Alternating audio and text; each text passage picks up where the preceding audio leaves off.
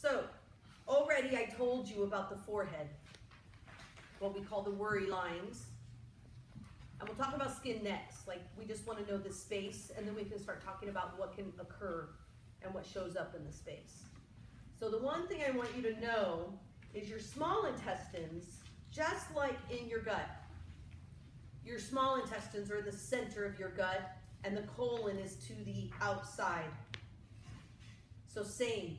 So ascending, ascending, transverse, transverse, descending, descending. So the hairline is the colon. And it runs the same as here. So if I get a dry patch right here, I might want to think about the corner of my transverse where it meets my descending colon. Get it? Mm-hmm. So even if I get like a zit somewhere on my face, I can just be like, oh, I know exactly where you are.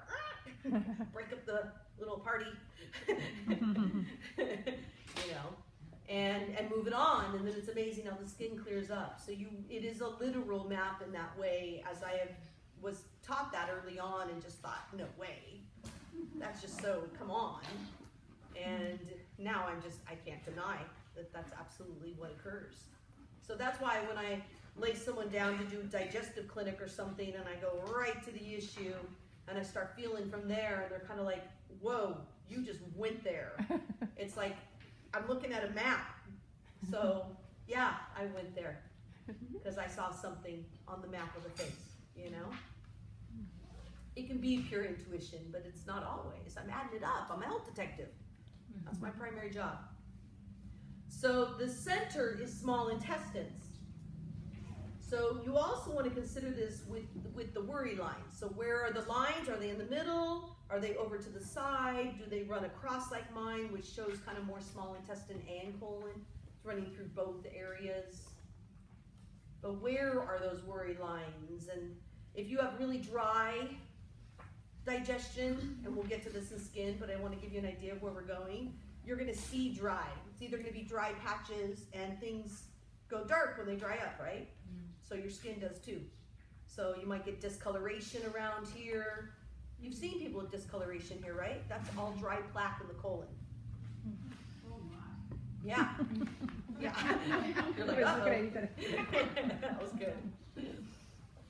Okay, so not only are we thinking about the lines, but we're looking for anything. Again, texture, imbalance of color, imbalance of texture, and the size of pores. Are they clogged pores? Are they open pores? Are they inflamed pores? These are all different things happening in the intestines. So the more red you see, the more inflammation you got, right? So the more dry you got, the more dry. The more bluey and pale, the more cold. That's where we're going. And then the more puffy, if somebody was real puffy and kind of more swollen up and through here, and they were real puffy and through the middle area here, or like people that you see have like little puffy bits right above their eyebrows. You know, these are all just different faces, you know? But that person might have more mucus, more of the kapha, the wet, that is trapped in the bowels. Okay, so that's how we're going to be reading this. So not only does intestines make sense because they're worry lines and intestines are anxiety and decision, but when we start going into digestion, you know, you've got your gallbladder, which I know I've mentioned in class anyways, but you have your gallbladder that spits out that beautiful bile solvent that makes oil and water mix. Whenever you have a fat moving through the small intestines, your gallbladder actually supports the small intestines by spitting out bile and helping you break the fat down. You guys remember this conversation? Mm-hmm. So no wonder you go from small intestine colon to your temporal area, which is gallbladder. It is a supporter of the intestines. Gallbladder is supporting intestines. In fact, temporal headaches are classically gallbladder headaches. So you might define if it's totally empty and out of bile, because that will make some serious fire rising, dry, too dry, big fire, you know. And it could be that it's really pressurized and gunky and a little bit more toxic, and it can't breathe, and it's pressurizing fire. So you might have to figure out what's with the gallbladder, but is it red? Or is it dry patches? Or is it discolored? You know, you'd be able to actually go, whoa, this is looking like fire in the gallbladder because there's like a bunch of acne in here. And there's even maybe some pock marks from like acne gone by. You know what I mean? Like you have to look for those little details. Again, I'm doing this in the most respectful way ever. I am collecting data so I can do everything I can to help somebody. So I have to do the same respect for myself when I look in the mirror. And I'm like, oh my God, look at that, look at that, you know. And I have to be all, wait a minute, don't judge yourself, assess what's going on.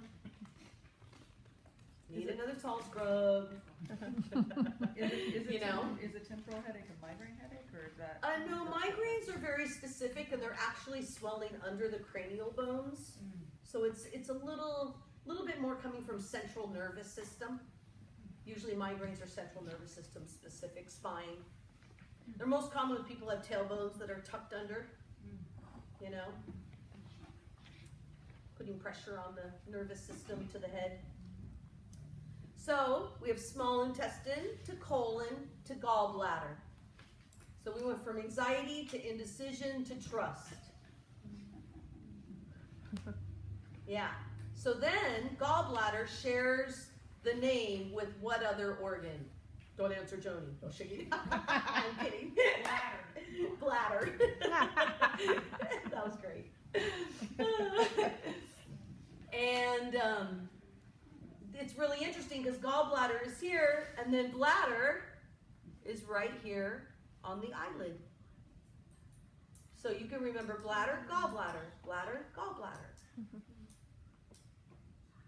Okay? Bladder is trust just like gallbladder is trust. Okay? Then we know the bladder is just an overflow, right? It's just an overflow for the kidneys. The kidneys should be cycling that water and pumping it through proper blood pressure volume to the heart to circulate your blood. Kidney to heart is upward. When the kidneys can't handle that, all the water just seeps out and then it goes to the bladder and then you have to urinate it out. So not only do you have bladder, gallbladder, but you have kidney underneath. So this is your waterworks. What else do we do in our eyes that is waterworks? Cry. One of the 13 natural urges that keep us healthy. So we have our tear ducts, we have the bladder, we have the kidney, we have the gallbladder. Okay? We got it so far? So not only do you have kidney here, but right at the edge in the corners of the eyes is adrenals. So crow's feet, as we call them. Nobody likes to be thinking about crow's feet, but that is what we kind of traditionally call them. I used to say the lines in the corner, and then people would be like, you mean the crow's feet? I'm like, okay. I'm just going to use the word because it's what we call them. And that's adrenals. So usually if somebody comes in and they have a little bit more of that in here versus like dark, depleted in the kidney, or puffy, which is weak kidney. You know, some people don't have a lot of this here and they have a lot of the adrenal load. Okay, so how does kidney and adrenal work together? Well, your adrenals sit right on top of your kidneys. There's only a little layer of adipose tissue between them. So remember, adrenals are fight or flight. Your kidneys are the oceans. If your oceans run out of water, your adrenals are there to come to your rescue. We're just not supposed to be ticking like that 24/7 as a lifestyle, which is where we're having issues now. That's why dehydration is such a huge topic for me, because we have kidney adrenal fatigue. You know, we're running it too much. So this is kidney and adrenal, okay? Kidney, adrenal. Then I want to go to the center line. If you go down the nose, you have the heart. We know the heart connects to the lungs, right? So heart, lungs. And of course your lung nerve ending ends at the nostrils. I mean, that's so perfect. You know what I mean? Like, we breathe through our nose, it expands our lungs, you know. Of course they end right there at the lungs. So we have heart and we have lungs. If you do get collapsed nostrils, it is a sign of collapsed lung. It is absolutely. So it is a big deal kind of to get a collapse in that lung. You know, I had a dear friend who I didn't see him for over a year, and I see him very regularly, and I didn't see him for like over a year, and he just ended up with this slit in his nostril in here, and I was like, I don't remember that. And he was like, yeah, it showed up after I was sick this year. And I'm like, what happened? He's like, I got pneumonia. And I didn't know, and I was like, I had full-blown pneumonia and didn't know. And so I was just walking around with pneumonia, wondering why I was so dang tired. And it ended up really affecting his lungs. And then that showed up. You know what I mean? So I see these things routinely where this adds up. The more you use it, the more you're going to be like, this so adds up. It's like a fun little game. Just don't do it to, you know, friends when you're upset with them. Or your partner when they're mad. You're like, I see your worry lines, you know. Your liver line's showing up now, you know, and then you have to go, okay, that's not really fair. But you can just, it's so amazing. I'm just wondering where the line is between the gallbladder and the adrenals. Like, is it at this ridge of the bone or what? That's along the whole gallbladder line, the temporal bone. Yeah. So this is all gallbladder, kind of at the hairline here. The adrenals are literally from the corner of your eye out. Not very far. Well, it depends on the, I mean, the bigger the issue, the further out those lines are going to present.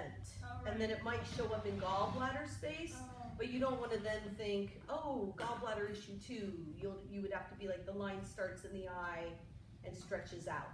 Oh, okay. So sometimes they're a little bit sharing space in there. Okay. Yeah. Okay, so we have our waterworks. We have our intestines meeting gallbladder, meeting to our waterworks. We have our heart line with our nostrils being lung. And there's 2 spaces up in here. You have below the eye and you have above at the brow. Above the brow, you have liver on your right, liver on the right. Spleen on the right, spleen on the right. So see, I have a spleen line. I don't have a liver line. So your liver's here, so this is liver line. Right. And like see my spleen line, so that shows spleens on the left, and then you can see my spleen line. And nobody who has liver spleen lines like them because they're like, oh, I don't like those lines because they make me angry, which is hilarious because it's anger and resentment. Liver is anger and spleen is resentment. So you know how I've been talking about my resentment so that I put myself on the chopping block as a learning curve, right? So there you go. You can see it. There's no denying. You know what I mean? And actually when I was young, a lot of my pictures when I was really more pitta, you know, imbalanced and very angry as a teenager. I was a very angry teenager. And that line is actually way more pronounced when I was younger. So it actually shifts more now as I've gotten older. It hasn't just gotten deeper and deeper and deeper. You know, now it's kind of like deep when I got something I need to look at, and then it's kind of more shallow when I'm in a really good place. So I have to just watch it instead of not like it. So I have a lot of deep lines all over my face. Does that mean that all of these areas are compromised? Okay, great question. Because I didn't say in my overview something important, which is you must consider age. So you wouldn't want to look at somebody who is maybe like post-menopause or even has aged from a hard life, even pre-menopause, and just read them as like, oh man, there's so many health problems. You know what I mean? Like you might want to know that sometimes we age from trauma or we age from age. And then some of those are just innate. But why do some people get lines here as they get older and others don't get lines at all and they get more puffy, or somebody else gets more in the jaw endocrine line? So you'd still be able to see what's the most pronounced. And the question would become, which ones have been with you the longest, right? And then the other thing I want to say for that, so thank you, is you also have to take into consideration like expression. You know, like our expression and our speech and our body language makes the lines of our organs. But you also have to think about how your face is just shaped and then you smile. So there's like gonna be certain things that, you know, are natural. Like I've certainly thought someone had adrenal issues before, and then I end up and they're just smiling the whole time and they're super happy, and and they're like total sun worshippers and they travel to the tropics all the time. I'm like, okay, this is not really an adrenal issue. This is more of a sun exposure. happy life issue. You know, so sometimes I have to think about someone's natural smile. I have to think about their age. With kids, I can't see the face so well. If something's on their face, I know it's really needing to be addressed. Like it tells me exactly what I need to do first. Because kids, you know, they've got that purity and that innocence in their skin from less exposure in the world. And so, you know, when kids have very specific lines, they usually mean there's something specific going on, you know? Yeah. Yep. And then sometimes too though, since when we get into Vata Pitta Kapha, like when we get into dry, if you do just run dry, you are the one who is most, you know, unfortunately prone to what we call wrinkles, because remember the plum does go to a prune, you know, and you know, you can reconstitute yourself just like that prune, but sometimes it'll never quite plump up back to the plum. And so sometimes someone will get a certain level of depletion and then they won't quite be able to back up the cell structure time, you know, that was lost. So yes, sometimes someone has many lines and I don't want to think they have many issues. I can tell you fire in the skin though, there is always a fire condition. You know what I mean? So, okay. So we now have small intestine. It helps I go over and over and over. You'll just get it in your space. So small intestine, colon, to gallbladder, to bladder, to kidney, to adrenals, to liver, spleen, and then down here is our heart, our liver to heart, our spleen to heart circulatory flow. So this is your bloodline. This is why we know when people look pinked in here, it's an idea of anemia. So if you're really dark blue in here or kind of pinked in here, those are anemia signs, meaning like you're thin blood. Sometimes someone will get like big kind of moles right in through here. You know, there's other little bumps that come up through the kidneys that are showing gravel. If you get bumps right in here, you're showing kidney gravel. But sometimes someone will get bumps or even moles kind of raised, almost looking hive looking in here. And then I'll know that there's excess in the blood, in the circulatory. And what about on the eyelid where the eyelashes are? Is that bladder still? Yeah, the whole from the brow all the way down to the lash line is bladder. And so circulatory is here. Circulatory is here. Oh, not. And then it actually meets to kidney. So check this out. Kidney, blood flow, heart. Wow. Right? So I'm saying the kidneys take the water, assimilate it, it supports the blood pressure, your circulatory, so you can pump to the heart. So you have heart, and then you have right in through here, like below the tear duct. Okay. And that's the circulatory, and then right here, directly under the eye, is kidney. And then you got adrenals to the outside.